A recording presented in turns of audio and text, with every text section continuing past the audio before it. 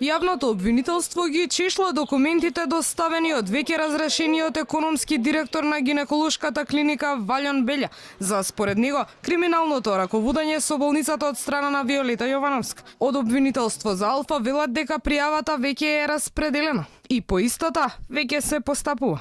Основното јавно обвинителство Скопје, како и во сите случаи досега, будно ги следи случувањата и објавите во медиумите и веднаш превзема действија за утврдување на фактите во доставениот поднесок. Пријавата е распоредена кај надлежен јавен обвинител. По прибирање на сите материјални и вербални докази, а по нивно разгледување и анализа, ќе биде донесена јавно обвинителска одлука за натамошно постапување. Каков правен епилог има кавгата помеѓу кадрите на СДСМ и ДУИ, која пак веќе резултираше со разрешување на економскиот директор, што ги поднесе според него доказите за криминал во болницата, останува неизвестно, особено поради најавите на Белја за дополнителна документација до јавното обвинителство што ќе ја дополнела претходната.